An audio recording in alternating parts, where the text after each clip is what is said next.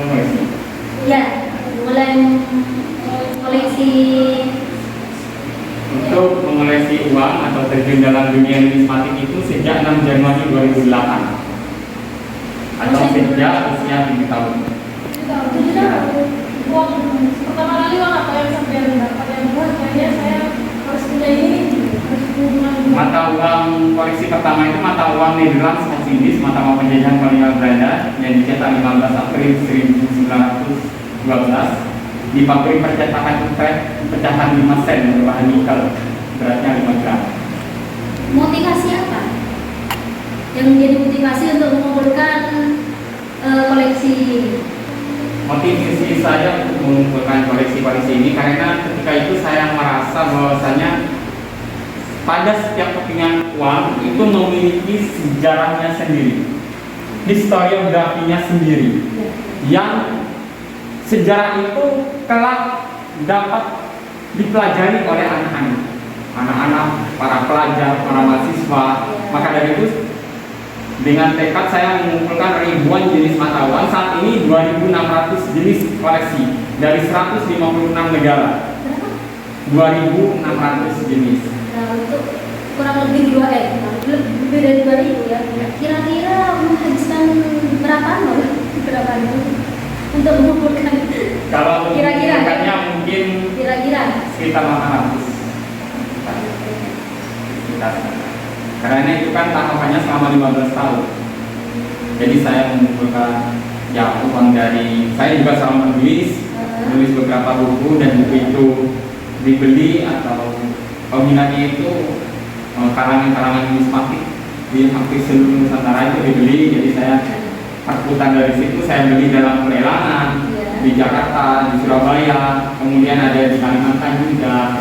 Untuk mata uang seperti penjajahan, kolonialisme, kerajaan-kerajaan Nusantara, kemudian mata uang kesultanan, seperti itu. Untuk mata uang lainnya seperti mata uang berbagai macam jenis negara itu kan terkadang saya juga mendapatkan hibaan dari rekan yang memang pernah berkunjung ke sana, ataupun terkadang memang saya melakukan transaksi jual beli.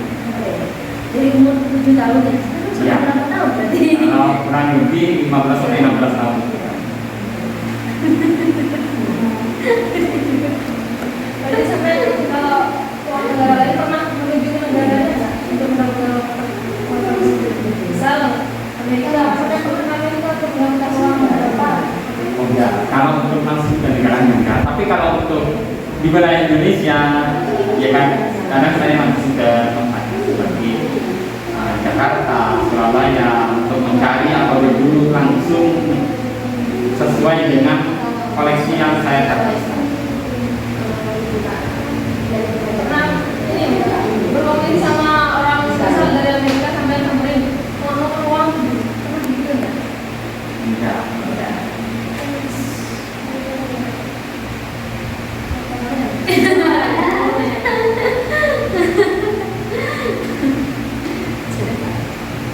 Kalau untuk koleksinya dapat dari mana? Soalnya ini kan kesultanan. Soalnya ini kalau bukan memang orang nggak mungkin dapat ini. Bisa dikatakan langka. Ya. Rare kalau bertanya. Mata uang kesultanan Palembang Darussalam. Terkadang kami sebagai kolektor itu melakukan kajian penelitian, dan yang banyak ditemukan untuk mata uang kesultanan seperti kesultanan, Cina, atau mata uang perdagangan lainnya. Karena mata uang kesultanan ini termasuk mata uang internasional kala itu. Secara melakukan perdagangan di masa kolonialisme dan di masa masih bentuk kerajaan keislaman. Nah, untuk mendapatkannya terkadang saya dan rekan-rekan kolektor itu menyewa penyelam untuk menyelam di aliran-aliran sungai di Sumatera, Kalimantan.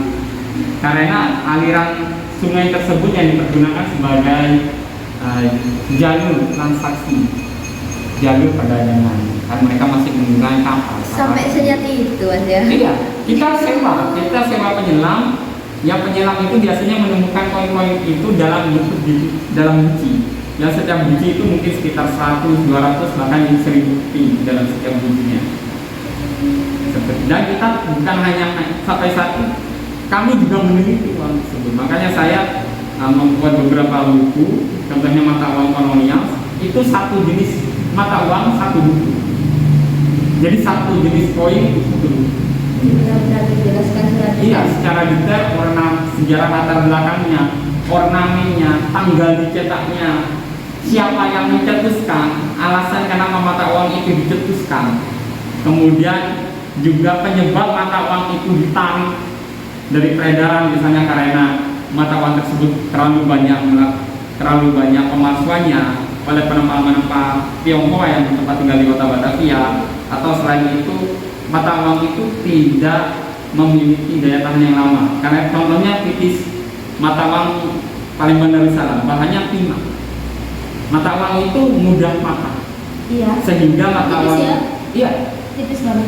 Kenapa mata uang itu serendah itu dalam sistem dicetaknya? Karena mata uang Sentana paling benar di sana ini digunakan saat bertransaksi bukan satu keping, dua keping saja seperti sekarang, tapi sekali transaksi bisa 200 keping, bisa 1000 keping.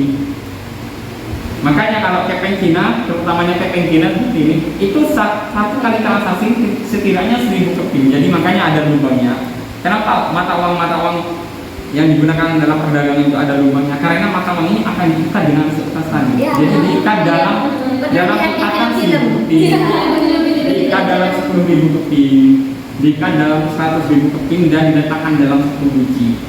Sebelumnya biji itu harus ada beras di bawahnya untuk tidak uang koin tersebut tidak mengalami korosi. Tidak. Ini apa saya berkunjung ke sini? Alhamdulillah sekolah.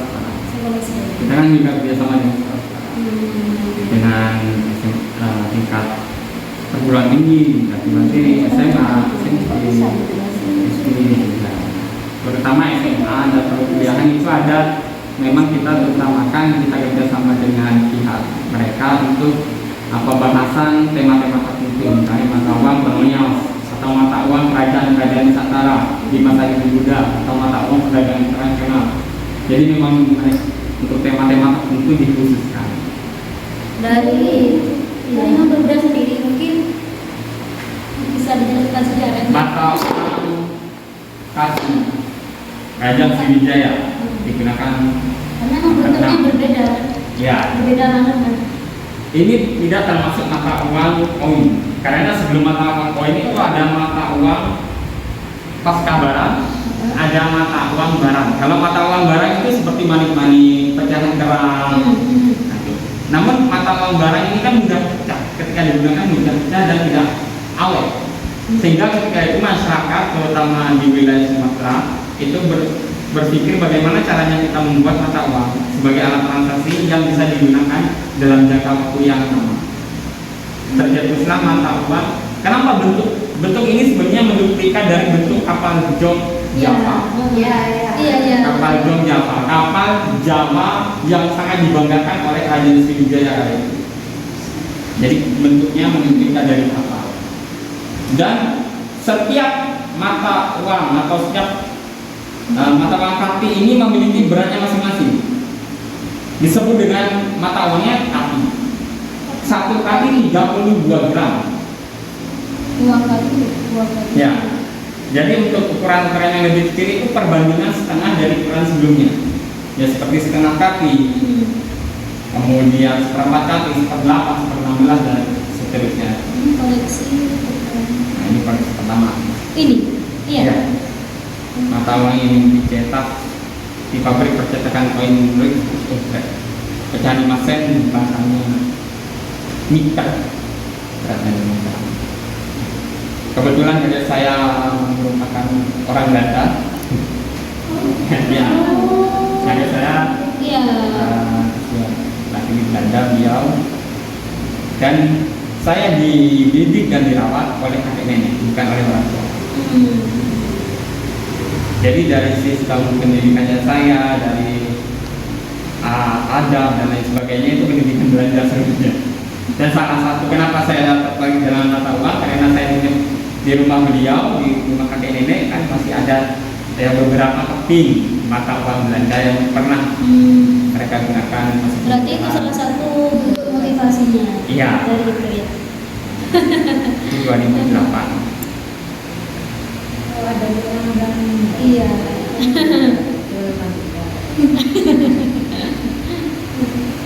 ini paling menarik sih ini menurut saya. Iya. Karena emang berbeda sih. Bentuknya berbeda. Ya karena saya kalau dalam perlelangan harganya lebih dari yang lain. Yang ini. Ya, karena ini untuk per satu jenis mata uang. Dan setiap ujung itu terdapat, kalau diperhatikan terdapat 5 menit. Yang ini Ada tali ya. iya.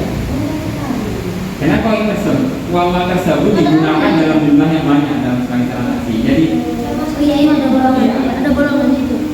Bisa. Berarti jejaknya gini ya Mas ya. Ini kelas 2 SMA berarti tahun skripsi teman. 2020. 2020. Iya. Mas Salman namanya ya. Ya? Mas Salman. Iya. Itu koleksi pertama yang tadi itu ya. Tapi namanya Iya. Ini koleksi tulisan pertama. Iya. Ini. Terus ada beberapa yang bentuknya masih online, memang tidak dikhususkan, tidak dicetak. Ada juga yang saya juga bekerja Ini sama juga dengan ya? pihak, ya, dengan pihak dinas pariwisata. Jadi saya melakukan kajian penelitian, dengan pihak sana untuk meneliti beberapa kepingan ini.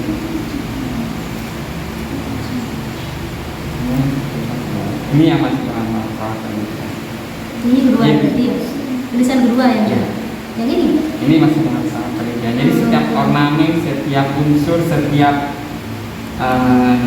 bentuk dalam mata uang, setiap ornamennya itu saya jabarkan makna-makna. Jadi wajah pencetaknya. Penelitian itu ada timnya enggak? Apa gimana? Alhamdulillah dalam 3 tahun ini saya lakukan sendiri. Masih Ya. keren sekali. Karena semua referensi yang saya gunakan bahasa Belanda, Prancis, Belanda, Inggris. Wis. Katalog-katalog, kemudian buku-buku yang dicetak 1800-an itu kan ditulis oleh orang-orang Belanda semua, dicetak di Belanda, di Nederland. Jadi itu yang saya teliti, yang saya catat, saya bukan betul. Bahasa Belanda. Kayak nggak tahu bahasa Belanda. Iya. Pakai bahasa Belanda. Bahasa Belanda. Sebenarnya kalau satuan dengan nominal itu ada tolak ukurnya. Namun karena mata uang ini dicetak secara manual di pabrik percetakan koin di Batavia, pabrik percetakan lokal, jadi tidak hasil percetakannya itu tidak Mas Batangan. Iya. Kalau bahannya ini yang paling mahal yang mana? Kayak ini enggak ada. kalau mata uang koin itu ada yang paling mahal itu bahannya emas. Ya, Contohnya Mas ada Mas. Yang Mas itu. ya ada mata uang Spanyol. Kemudian perak murni, perak nikel, kemudian tembaga.